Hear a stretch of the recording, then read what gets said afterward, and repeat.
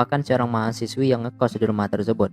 Tidak lama kemudian datang seorang om-om sehat dengan otot kawat ingin mengisap samsu kesukaannya. Om sehat ini bernama Yongsu. Dia selama ini memang mengagumi kecantikan Yun-yong.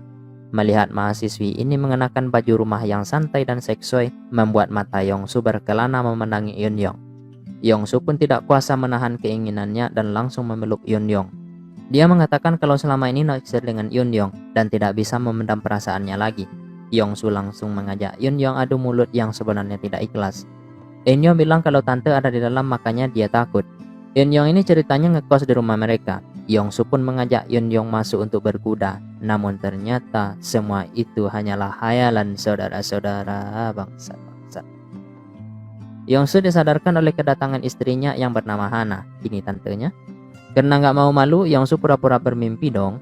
Tapi Hana tahu kalau dia berkhayal dan memintanya berhenti. Kamu ini kenapa sih udah punya bini masih aja berkuda dalam khayalan, kata Hana. Yongsu pun langsung mencari alasan agar bininya tidak terus nyelocos dan berlari ke kamar. Siang harinya Yun-yong mendatangi mereka berdua. Yun-yong bilang kalau dia akan ke kampus dan agak pulang larut. Sebagai anak kos yang baik, dia ngomong dulu agar nanti Hana tidak nyariin. Malam itu Yongsu dan Hana sedang berkuda untuk mengisi waktu senggang mereka. Mengisi waktu senggang lucu. Sementara Yun-yong juga terlihat sudah pulang dan sampai di depan rumah. Dia diantar oleh pacarnya yang bernama Jae-suk. Jae-suk sebenarnya menawarkan diri untuk mampir, tapi Yun-yong melarang Jae-suk masuk dan menyuruhnya pulang saja. Meski sebenarnya Jae-suk sudah memohon karena cuaca yang cukup dingin dengan alasan ingin menghangatkan diri di dalam kamarnya, Yun-yong tetap tidak tergoda dan menyuruhnya pulang.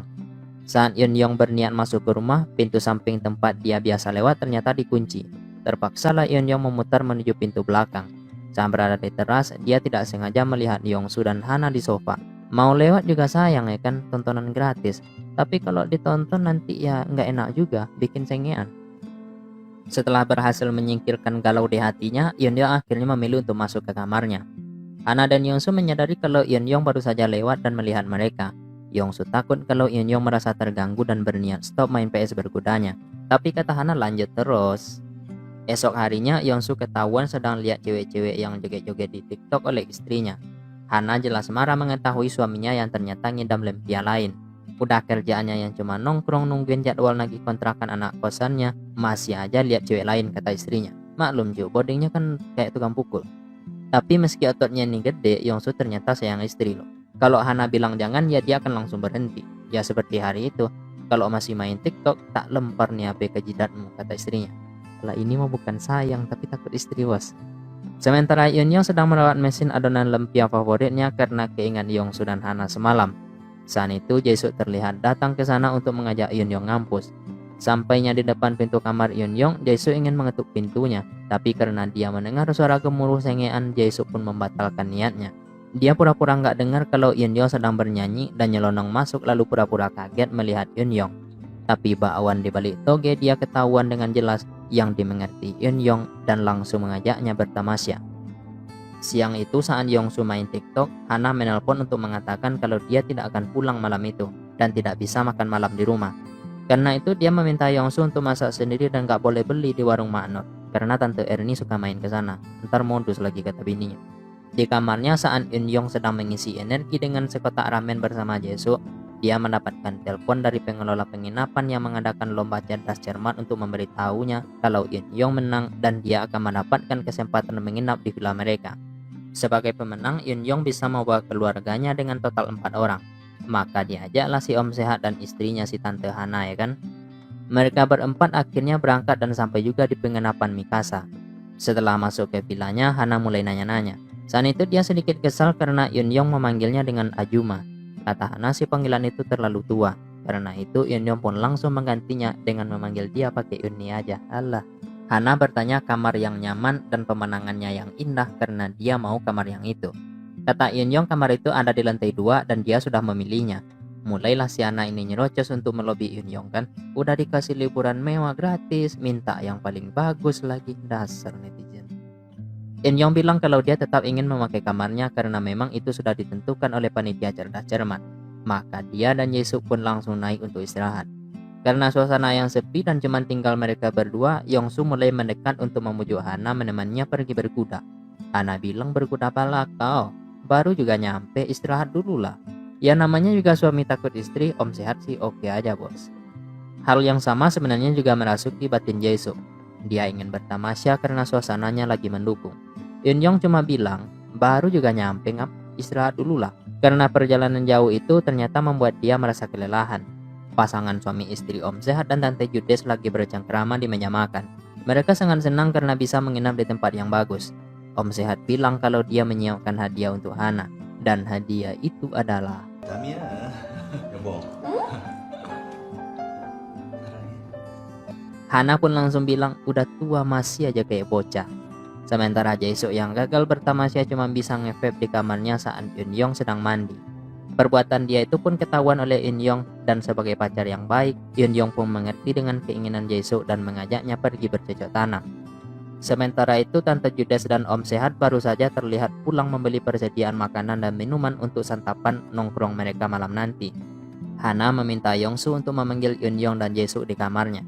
Saat itu Om Sehat malah dapat rezeki nomplok karena tidak sengaja melihat Eun-young yang sedang membersihkan diri setelah pulang bertamasya tadi.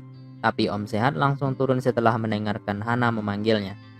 Mereka akhirnya ngumpul-ngumpul sambil bercerita, main tebak-tebakan lalu bersulang.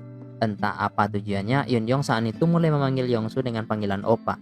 Dia mengajak Om Sehat bersulang-silang untuk merayakan keberhasilan dia mendapatkan hadiah mewah tersebut.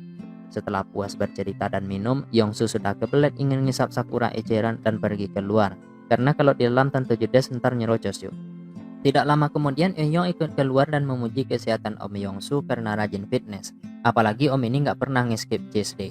Makanya dada Om ini berotot yang membuat Eun-young sendiri merasa minder. Om Sehat cuma menjawab, adik ini bisa aja. Yongsu mulai pamer kalau dia bisa bench press sampai 100 kilo. Makanya otot dada dia itu gede. Katanya sih karena sering ngikutin tutorial Om Bobby Ida sama Om Adaire. Yong-un pun membiarkan Eun-young merasakan otot kekarnya itu. Mereka kemudian kembali ke dalam. Sampainya di dalam mereka melihat Hana dan Jae-suk yang ternyata sudah ketiduran karena terlalu banyak minum tua. Mereka berdua meminta Jae-suk mengantar Hana ke kamarnya. Hana ternyata cuma pura-pura teler. Karena itu cuma modus agar dia bisa mengajak Jae-suk pergi ke kamarnya karena ingin main PS berkuda biar dapat lawan yang seimbang. Maklum Om Keker terlalu banyak fitness makanya jari-jari dia mulai kaku. Di saat yang sama Eun-young juga meminta Om Sehat mengajarinya bagaimana bench press yang baik dan benar. Karena dia juga ingin memiliki bahu yang lebar dan onderdil berbobot seperti Om ini. Eun-young berjanji akan mengajaknya berkuda sebagai imbalan kalau Yongsu mau memberikan dia tutorial. Sebagai atlet berkuda profesional yang sudah menunggangi banyak jenis kuda, Eun-young menjanjikan Om Sehat akan menyukai kudanya. Ya setujulah si Om ini kan, karena ini adalah mimpi yang jadi kenyataan. Setelah selesai bertamasya dengan Yongsu, Eun-young ingin mengajak dia pergi karena sudah bosan dengan percintaannya dengan Jae-suk. Selama ini dia menerima Jae-suk karena kesepian aja. Sekarang karena ada Om Sehat yang berhasil membuat dia jatuh cinta, Eun-young pun ingin kabur dan Yongsu pun setuju. Tapi ternyata semua itu lagi-lagi cuma khayalan. Tante Judes kembali menyadarkan Om Sehat dengan cara menapuk kepalanya. Tante Judes bertanya apa yang dilakukan oleh Om Sehat di sana sendirian. Kamu pasti kebanyakan minum tua ya katanya. Enggak kok Mi, ini cuma nikmati tembakau gulung yang diberi di warung Mak Nur sisa kemarin kok. Mana mungkin aku minum tua basi.